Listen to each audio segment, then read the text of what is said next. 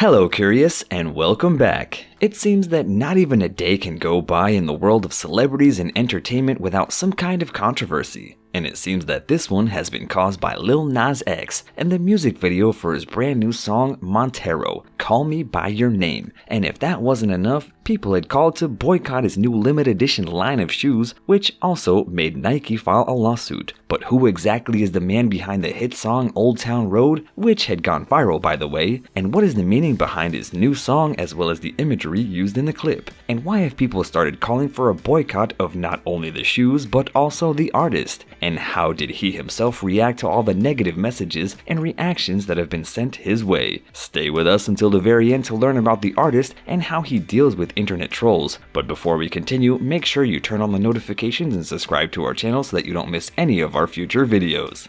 Chances are curious that if you have spent any time on social media or listening to the mainstream radio stations in 2019, you would have surely heard the song Old Town Road at some point. And as with many other songs that make their way through the popular video sharing app TikTok, it had gone viral, which brought many successes to the upcoming artist. But before we talk about more successes of this track as well as the controversies surrounding the new one, let's have a look at who exactly is the man behind the earworm music and what makes his videos so controversial. Lil Nas X, as you can imagine, is just his stage name. The singer was born in Montero, Lamar Hill on April 9th in 1999 in Lithia Springs, Georgia, which is near the city of Atlanta. If you think his name might be a bit unusual, then you could say it was a unique one. Appearing on The Tonight Show, he was asked by Fallon the meaning of it, and he simply replied with, "So my mom wanted a car, the Mitsubishi Montero, and she never got one. So yeah, I'm named after a car." His parents divorced when he was 6, and young Nas settled with his mother and grandmother, but 3 years later, he moved in with his father. In a profile that the Times magazine wrote on him, the singer said that he grew up poor and that most of his teenage years were spent alone, and to pass his time, he started to live on the internet, particularly Twitter, where he began creating memes with which he perfectly showed off his wit and pop culture savvy, something that he demonstrates to this day and uses to argue against people who are against him, but more on that later, so make sure to stick around. His teen years also saw Montero struggling with coming out to himself as gay, and in several interviews he said that he prayed that it was just a phase, and it wasn't until he turned 16 and 17 that he began to accept it. Though while his witty posts were enough to earn him a devoted following online, things looked completely different in real life. He was going through the process of dropping out of college and arguing with his parents about it. Speaking of his experiences on social media, he told Times magazine that he was able to go viral but had nothing to promote, so it wasn't helping him any way at all. That is, until music came into his life. Nas has been a gifted vocalist since he was a child, his own father being a gospel singer, and it wasn't long before he started writing and recording songs in his closet. It was around Halloween of 2018 when he stumbled across a banjo-driven beat that was created by a teenage producer from the Netherlands, Young Kyo. And around that time, there was something that you might call a yeehaw agenda going online where pictures of SpongeBob SquarePants were turned into memes. And at the moment, Montero saw an opportunity to combine trap and country. And talking about his decision to do so, he said, "It's two polar opposites coming together. It's funny no matter what it is." So for $30, he bought the track from the Dutch producer, and that is how on December 3rd of 2018, Old Town Road was released. Doing what Nas does best, he started creating memes to promote the single before it went viral on TikTok. It happened in early of 2019 thanks to the hashtag Yeehaw challenge on the app. The idea behind it was to stand in front of the camera for the song's first few banjo plucks, and after taking a swing of liquid labeled Yeehaw juice, suddenly dressed into a head-to-toe cowboy apparel when the beat drops. Then, before he even knew it, the track debuted at number 83 on the Billboard Hot 100 chart. Then it even climbed to number 1, where its remix featuring Billy Ray Cyrus stayed at the coveted for 19 whole weeks, holding the record for the longest time spent at the position. Seeing how successful this upcoming star was on his own, as you can imagine, there was a crazy bidding war for labels to sign him, and the winner in the end being Columbia Records in March of 2019.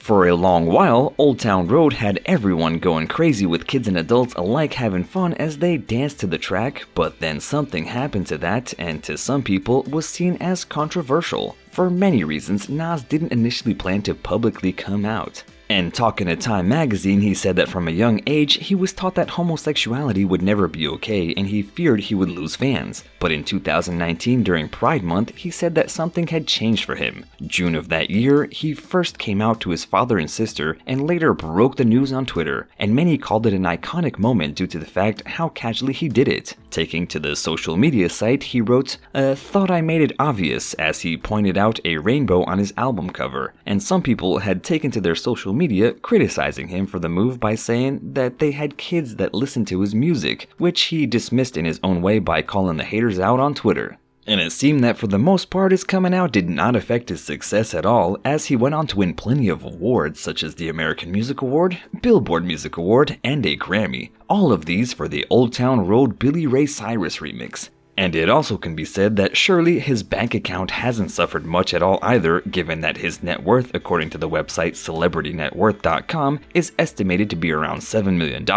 After the success of his first hit, he released 3 more singles, Panini, Rodeo featuring Cardi B, or Nas and Holiday. That is, of course, until March 26th when he released his latest single, Montero, Call Me By Your Name, and this is where even more controversy begins. Watching the video to his latest single, it can be easy to understand why some might take an issue with it. The reason for it is that it features and is teeming with fantastical religious imagery, mainly hell, where Nas gets cast down to hell, which he does so by dancing on a pole, suggestively dancing on Satan before he takes his life and then takes his crown, becoming the next leader of hell. Overall, it is the kind of see it for yourself and you'll understand video, and as of the making of this video, it has been viewed over 43 million times, so it's safe to say that it is one people are eager to see. The idea behind the imagery relates to the artist's own experiences and his sexuality, and when responding to the negative feedback he has received for it obviously, he took to his TikTok saying that, "Y'all love telling gay people we're going to hell, and then get mad when I decide to go." The critics for this video range from elected government officials to other religious groups, mainly Christians and Catholics of course, and many took offense that kids became his fans for the song Old Town Road, and rapper Joyner Lucas took to his Twitter and in a now deleted post wrote, "Children love him for that record. They tuned in and subscribed to his channels." So with no disclaimer, he just dropped some left fieldish and all of our kids can see it. You know, the argument about the children was one that most of the people who were against it seemed to use, which fans of the singer said that it is not his job to police what children see or don't see online, but the parents' job. And along with the single came a somewhat controversial piece of limited edition merchandise in the form of a pair of sneakers, which he called Satan shoes, which allegedly have a drop of human blood in them. And obviously, the blood part was enough to get people to raise their eyebrows, with many people calling Nas a Satanist and claiming that he wanted to convert the children, and many had actually found this funny, with one fan tweeting, "Pretty incredible that Lil Nas X managed to revive a brand of culture hysteria that has often been since Christian parents were spending their free time playing their hair metal records backwards in the 80s. UFC star Jon Jones also found an issue with the footwear as he took to his social media to make his distaste for this known by saying that he was going to burn all of his Nike shoes and never wear the shoes again in his life. Though honestly, Nas hasn't been bothered about it, as he has been reveling in the outrage from this entire release, which he not only expected but used specifically to make a point about religion and intolerance. Another thing that might have gotten him into a bit of legal trouble are the shoes themselves, and nothing to do with the angry Christians. The shoes, which are released in modified Nike Air Max 97s and the aforementioned drop of human blood in the sole. This is a collaboration between the singer and the streetwear label Mischief. The shoes had been retailed at $1,018 and had sold out in under a minute. Even the price itself is a nod towards the religious imagery, as Luke 10:18 refers to the Bible verse describing Satan's fall from heaven. Though here is also where the backlash had heightened, as allegedly Nike is now suing the company that made them. According to Entertainment Tonight, Nike is saying that Mischief Product Studio for trademark infringement and dilution. In a statement, a spokesperson for the company said the Satan shoes were produced without Nike's approval or authorization, and Nike is in no way connected with this project. In federal court documents, Nike alleges that the release has prompted boycott calls against them from the offended consumers who erroneously associate the sneaker giant with the bloody soled shoes due to their trademark swoosh symbol. But how did the artist react? in his own trademark way by making memes about the lawsuits. Given the success of the single, the fact is that top-end charts at the moment of the making of this video, being at the number 2 on Spotify's global top 50, it can be assumed that Nas's career hasn't suffered that much. So curious, what are your thoughts on this controversial singer? Do you think that the music video and the shoes are as controversial as people are claiming? Are you a fan of the singer? And what are your opinions on his approach to haters on social media? Let us know in the comments below, and as always, don't forget to like, share, and subscribe to our channel so that you don't miss any of our future videos. See you guys next time!